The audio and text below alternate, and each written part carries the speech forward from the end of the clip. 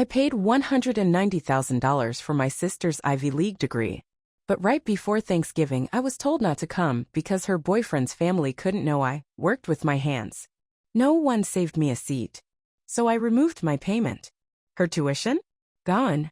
Her relationship? Over. Her mask? Shattered. They say I've changed. I say, I finally chose myself. Claire is my name. I run a small residential HVAC maintenance business and I'm 32 years old. I live in Portland. Although the job isn't glamorous, there are no high-rises, office cubicles, or fancy suits. It's something I created from the bottom up after working nonstop for almost 10 years. Even if not everyone in my family agrees, I'm proud of it. This Thanksgiving, a day that ought to have felt complete, turned into the realization of my actual position in the hearts of the people I believed to be closest to me. As the sky grew dimmer, I left the client's residence after completing a lengthy maintenance task. I relaxed as I drove home. All of my staff had received their bonuses, the business was closed for the holiday, and I had purchased a bottle of red wine from a posh store to bring to the family meal. Every Thanksgiving since my dad's death, my mom has prepared a lavish feast. Everyone arrived. I had never been absent for a year. It buzzed on my phone. My mom was the one. Susan, I said, my smile remaining intact. Hello, Mom. I'm headed home. This year, do you want me to bring mashed potatoes or apple pie? The stillness on the other end was oddly prolonged. Then, with a little unsteady voice, she spoke. I want to tell you something, Claire. And I'm hoping you'll comprehend. I scowled. Mom, what is it? I believe. Perhaps you shouldn't attend Thanksgiving this year. I almost lost my foot on the gas pedal. What? Simply put, Daniel, Kayla's boyfriend, is hosting his parents. Their profession is law. Rather conventional kinds.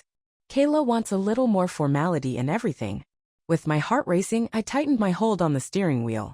You mean I'm not permitted to attend? I'm not related. Claire, that's not what I mean. You are, of course, family. It's simply that. Kayla thinks you might come out as untrustworthy. You mean that I work as an HVAC technician? Since I didn't attend an Ivy League university. My voice was already shaking when I interrupted her. Don't make things harder, Claire. She sighed, her voice becoming softer in that way I had become all too accustomed to, the tone she used when she was going to say something that I couldn't forgive but still expected me to accept it without protest. The bitterness that rose in my throat was swallowed. Do you recall Kayla's tuition payer? I covered all 4 years of her education in New York. Never failed to meet a deadline. I offered her a future that I did not have. Mom fell silent. Then she uttered feebly, Claire, it's only one night. We can get together at a later date. A brunch, perhaps.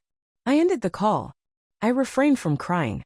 I felt empty as I sat in my car with my hand still on the wheel as like someone had ripped a piece of me away. It wasn't until an hour later, when I was sitting peacefully in my apartment, that I realized I had been waiting. My cousin Lily sent me a text message. You embarrass her, Kayla informed her mother, so I thought you should know. She doesn't want the relatives of her boyfriend to know that someone in her home does manual labor. I repeatedly read that line. My fingers made marks on the phone screen since I was holding it so tightly. Kayla. The same sister who, at the age of 18, referred to me as her hero after I gave her her first laptop. I traveled 3 snowy streets for the same female in order to deliver her rent money on time. She felt embarrassed by me now. And I was aware that nobody would bring me up tonight when everyone was gathered around the dinner table, laughing and toasting. Nobody would reserve a seat for me. Nobody would notice my absence. Because I never really was in their sight. The following morning is still fresh in my mind. As if nothing had happened, the early winter sun crept through the kitchen window. The phone was resting quietly on the wooden table as I sat by myself with a cold cup of coffee. Like every previous year, I should have been choosing a dress, making a pie, and getting ready to laugh with my family. This year, though, I just felt empty. Without thinking, I browsed social media. Then the picture hit me like a kick to the stomach. Kayla was the one who posted.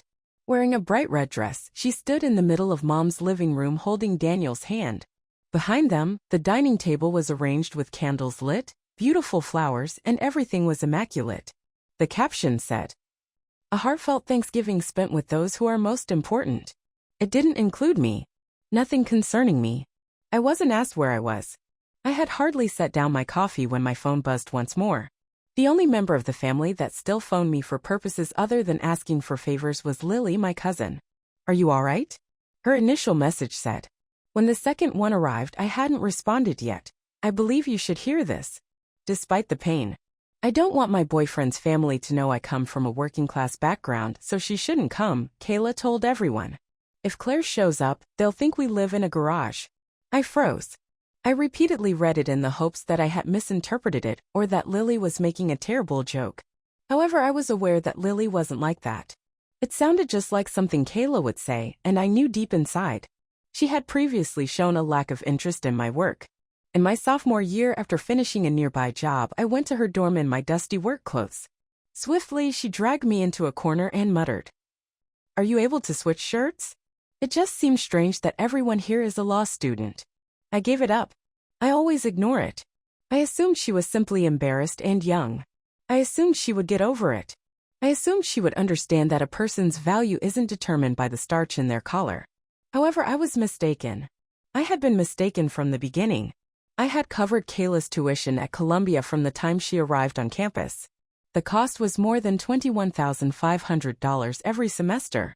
In order to ensure that daughter would never have to worry about housing, books, or tuition, I worked extra hours, skipped vacations, and declined personal days. I never requested gratitude. Christmas cards weren't necessary for me.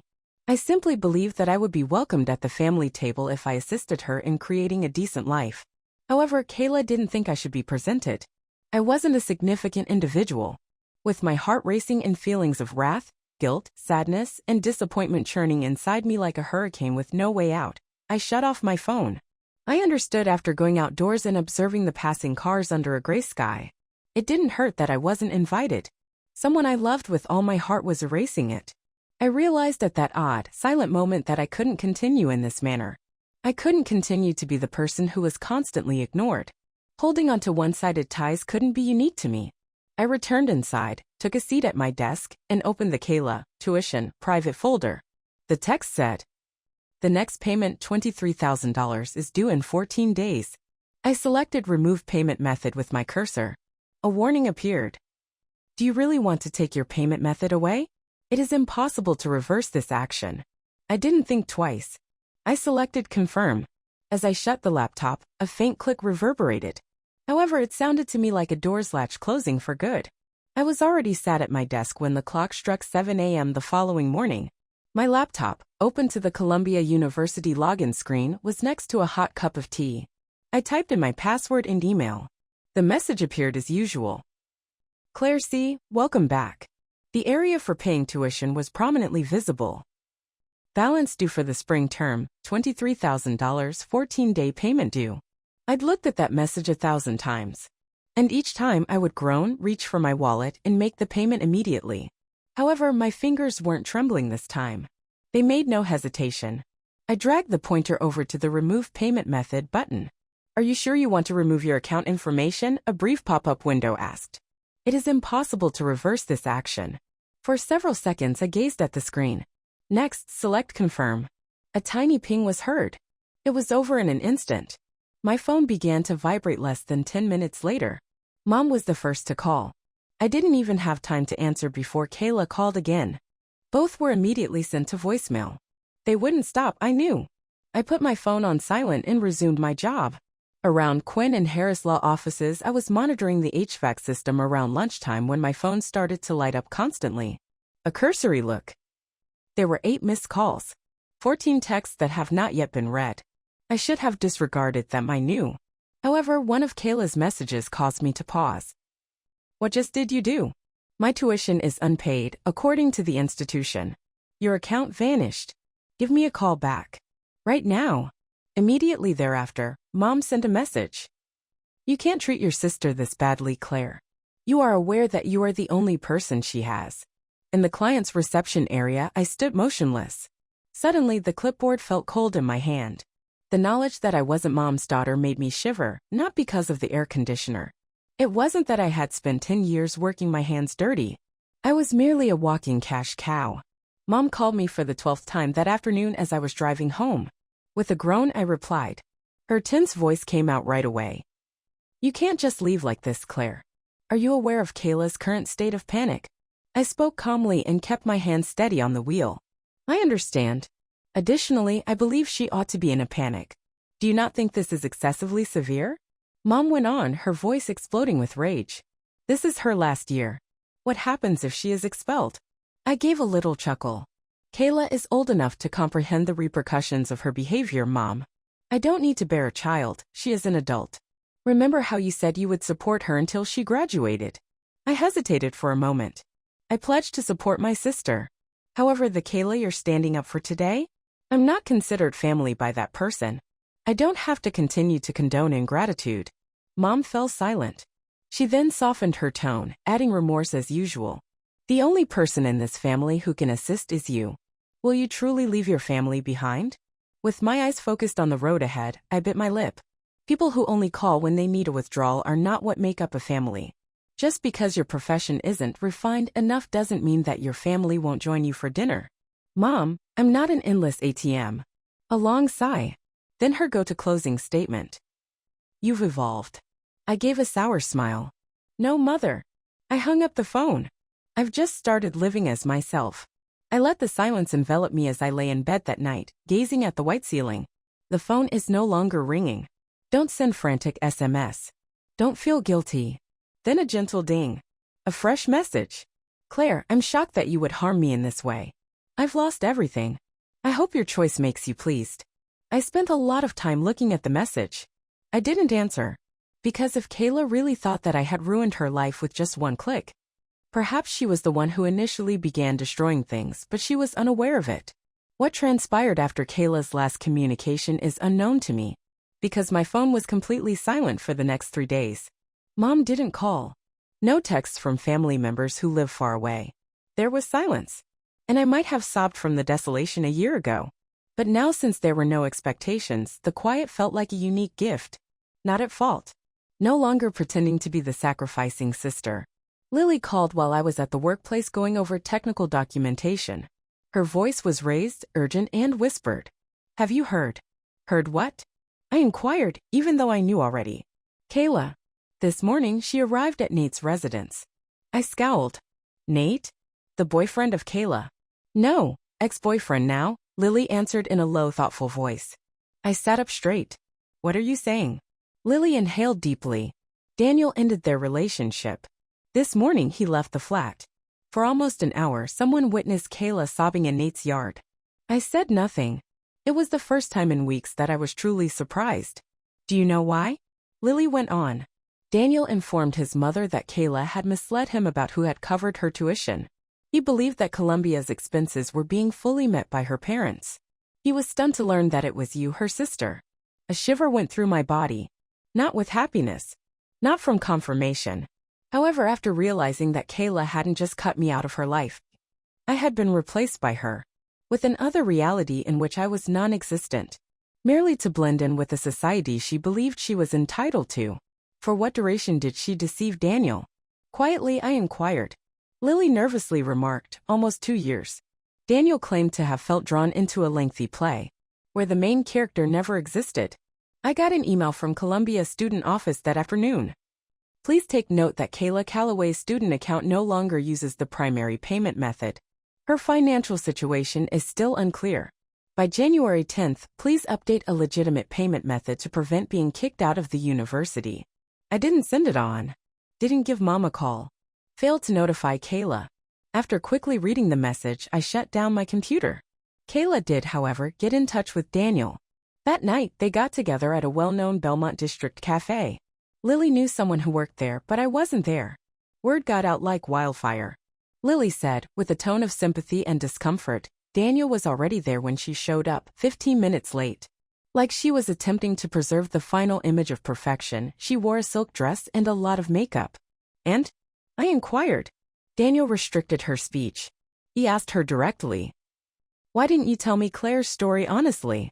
I imagined the scene, Kayla's expression becoming rigid. Beneath the table, her hands twisted together. She expressed her embarrassment to him. That she didn't want him to believe she was using him. That her family's circumstances were complex. And all she wanted was to maintain, present a positive image to Daniel's parents. I wasn't shocked. Kayla always spoke in such a sophisticated, evasive manner, transferring the responsibility while maintaining her innocence. Daniel, however, didn't believe it. He said to her, "You should be mature enough to be thankful to the person who gave you that opportunity if you're mature enough to build a future for yourself." I said nothing. I was not sure if it was for Kayla or because, for the first time, someone outside the family said something I had never dared to ask for, but my heart hurt. "And one more thing," Lily added. Daniel gave her a direct look and said, "Someone who is ashamed of their own family is not someone I can adore. Because if it's your sister today, it could be me tomorrow." I closed my eyes and reclined in my chair. Kayla's tuition was gone. She was no longer in a relationship. The most depressing aspect? She was still baffled as to why things was going so wrong. I got a second email from Columbia 3 days after my last conversation with Lily. "This is your last warning. Kayla Calloway's enrollment for the spring semester will be immediately canceled if tuition is not paid by the deadline of January 10th. Please take care of this right away to prevent academic progress from being disrupted." I didn't feel anything when I read the paragraph 3 times. No more. No one had ever given Kayla as many chances as I had. She only made me into something that could be concealed behind silk curtains. Kayla phoned 6 times in a row that evening. I didn't answer. Then the messages poured in. I acknowledge my error. All I was afraid about was criticism. "This cannot be done to me. I will lose everything. Do you no longer love me? Were those years all a lie? My future is over if I'm expelled. Perish." I didn't respond. I banned her number on the 10th call. She called again 2 days later using a different number. The messages switched to email when I banned it as well. Next, Instagram. LinkedIn too. The final one said, "I will come find you if you do not respond." As it turned out, Kayla accomplished the one thing no one believed she would ever do. The glass office door blew open Monday morning when I was meeting with my IT team to discuss a new HVAC contract for a chain of coastal hotels. The security chime went off because it was so hard. I raised my head. Kayla's hair was a mess as she stood in the doorway. Mascara cried and smeared. Mud caked her heels. "I must speak with my sister." Everyone in the room froze as she yelled. I got to my feet, my eyes as icy as iron. "Kayla, this is a place of business. You are not allowed to make a scene here. My life is being ruined by you." Kayla's voice was filled with desperation as she screamed, "You can't ignore me and act as if nothing occurred." Security had already started to approach her before I could reply. With firmness, one of the guards stated, "Ma'am, you must now exit the building. Avoid touching me." Kayla's eyes went crazy as she snapped, "The woman in charge of this establishment is my sister." Calm and steady, I took a step forward. "The person in charge of this establishment is your sister, not the person in charge of it. Since you won't take responsibility for your own acts, you have no right to interfere with my work. You're leaving me." She gave a final shout. However, nobody responded. No pitying looks. Not a single nod of agreement. Just her stomping footsteps as security escorted her out, and the icy silence. I had another buzzing phone that afternoon. The screen said, "Ma." After hesitating, I responded, "What occurred this morning, Claire?" "I got a call from Kayla. Said she was expelled from your workplace. She feels ashamed." I sipped my water carefully without saying anything. "Are you aware of the consequences if she is expelled?" Mom continued, her voice cracking. "I understand," I firmly said. "She needs to learn how to take responsibility, in my opinion. Families don't abandon one another in this manner." She yelled, "Her sister is you." I put down my glass. I spoke steadily. "I was her sister. But I've only ever been a tool to her. I ceased to be family when I stopped making payments." "Claire, I beg you," I interrupted her. "I didn't put in 10 years of hard work just to be called a shame." I inhaled deeply. "You ought to give the bank a call. Or like me, learn to say no." I then hung up. Linda called next day. Tom came next. Even a friend from high school who I hadn't spoken to in almost 10 years sent me a message. "Is it possible that your sister may be expelled, Claire?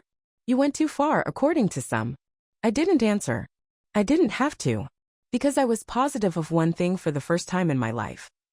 My status as a walking wallet had changed. Additionally, I had discovered that exploitation precludes the existence of love. No more. I anticipated being pulled into a never-ending conflict with my family in the weeks after the office event. And it arrived exactly as I had anticipated. Calls in the middle of the night. Endless texts. The 2 words blood ties include everything. "You're too chilly. Your sister still exists. People say you've changed, Claire. Your family is no longer important to you. Words that might have made me cry in the past. Now though? I just set the phone on my desk, gazed out the window at the pines waving in the breeze of the late year. I gave myself permission to be silent. No more defending. No more saying sorry. I no longer had to justify myself. I was looking over ventilation designs for a new shopping center project one morning in mid-December when Lily texted, "I just saw your mom at the grocery store." Kayla returned home after dropping out. To be honest, they both appeared rugged. I put down my keyboard. I kept looking at the message. She added that she still believes you are to blame. I wasn't shocked. For my mother, responsibility could always be transferred. Additionally, it was typically assigned to me. Is Kayla's failure due to her inability to deal with reality? Irrelevant.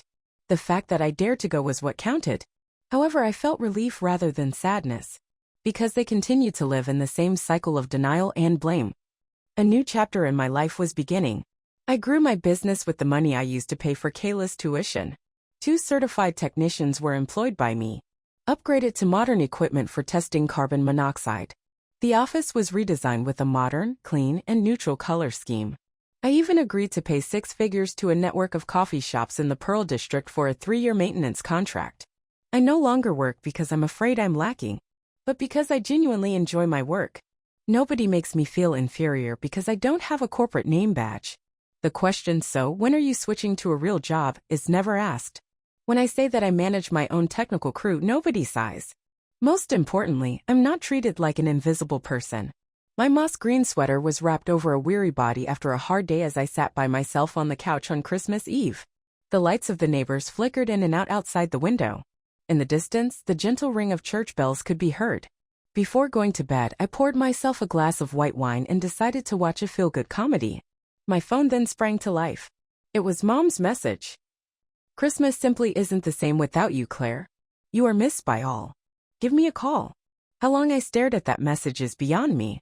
A couple seconds, perhaps. Or perhaps a lifetime was condensed into a single instant. I reflected on all the previous Christmases. The small tree was constantly brought by me. Who wrapped the presents for everyone? Who used money to pay for dinner? I could have used that money to take care of myself. However, I was never sufficiently presentable in front of others, regardless of what I did. I inhaled deeply before carefully erasing the message. It's not that I didn't miss them. It's not that I didn't love my family. But because I had discovered, for the first time, that I loved myself more than those who never genuinely appreciated me. Kayla won't change, in my opinion. I don't think my mom will say she's sorry. All I can hope for is that going forward, I will be able to live without requiring permission to exist. When the first chilly, rainy rains of the new year arrived in Portland a few weeks after Christmas, someone I didn't expect wrote me a handwritten letter. It was Margaret Calloway, my grandma. It had been years since she had lived with our family. She relocated to a modest home in the Salem suburbs, which is almost 3 hours distant by car, when Grandpa passed away. Only a few times a year, usually around the holidays, did I get to see her. However, she was the only family member who never made fun of my lifestyle or career. She never asked for anything more than my presence with a smile, and the same rough-hewn hands that made me everything. Her handwriting was slanted like the soft tone of her voice, and the letter was written elegantly. "Dear Claire, I'm not really sure what's been going on in the family lately. However, I am aware that many people may feel uneasy when a woman like you has the guts to establish boundaries. That shouldn't deter you. Have any of them ever given up anything as much for you as you have for them? You have my admiration. You have learned to guard your own heart, not because of the money you earn or the contracts you sign." That letter was read 3 times by me. Among all the shame and blame, the only person who saw me completely and without demanding an explanation was her. And I came to the realization that perhaps she was the first to convince me that it's okay to choose oneself. Family, I used to think, was unbreakable. That if I provided adequate, they would come to love me, take me in, take pride in myself. However, I was mistaken. Because you are not required to be loved by anyone. If all they've ever discovered is how to take it, and you don't have to give up anything, simply because your last name is shared by someone. I lived for far too long believing that my value was determined by how much I could afford to pay for each tuition. Every pricey birthday present. I canceled every vacation in order to put in more hours at work. I thought those were loving gestures. However, the reality is that love doesn't require you to conceal your identity. Love doesn't cause you to feel guilty about the work that provides for you. You don't have to take a backseat to let someone else take center stage. It's not love if someone expects you to do that. It's control masquerading as kinship. I no longer feel bad about not responding to mom's texts. I no longer feel conflicted when family members refer to me as cold or unyielding. Furthermore, I don't imagine Kayla knocking on my door, crying, hugging me, and apologizing for her mistake. That is no longer necessary for me. I've developed self-control to remain steadfast among the whirlpool of viewpoints. To put it plainly, I wasn't made to serve as the background for someone else's narrative. Here's what I want you to keep in mind if you're in a similar circumstance to mine: when you give and all you receive in return is silence, condemnation, or apathy. It is not selfish to set limits. It is a brave deed. It does not make you a horrible person to choose dignity over dysfunction. It actually indicates that you have matured. It indicates that you've finally realized your value. Kayla may never learn the lesson, but I doubt it. I'm not sure whether my mom will ever quit evading responsibility. However, I am aware of this. I will never be the same person again. The one who never sat at the table but silently paid the bills. The person who consistently performed flawlessly but was yet viewed as a disgrace. At last I decided on myself. Not to exact revenge, but to live at last. Claire's tale serves as a potent reminder that a family cannot exist without acceptance and respect. In a society where status and attractiveness are frequently used as criteria, she mustered the will to stand up for herself, not out of resentment, but out of a sense of value. She demonstrates to us that love does not need selfless sacrifice. The first step to regaining your value and leading a free, deserving, and empowered life is saying enough to being used. How do you feel about Claire's choice? Was it appropriate for her to prioritize herself and establish limits? Leave a comment below with your opinions. For more touching, genuine, and motivational tales about family, honesty, and having the guts to leave, don't forget to subscribe to the channel. And sometimes choosing peace is the quietest form of retaliation. I simply stopped allowing them to destroy me. I didn't need to destroy anyone. Remember this: if you've been deceived or rejected, you don't need to struggle to establish your value. Establish limits. Get more powerful. More than you hurt, heal. Living a life so rich and honest that their silence speaks louder than their words is the best kind of retaliation. Have you ever left someone who didn't think you were valuable? We read all of your stories, so please share yours in the comments. Together, let's heal. For you, what would it mean to choose yourself?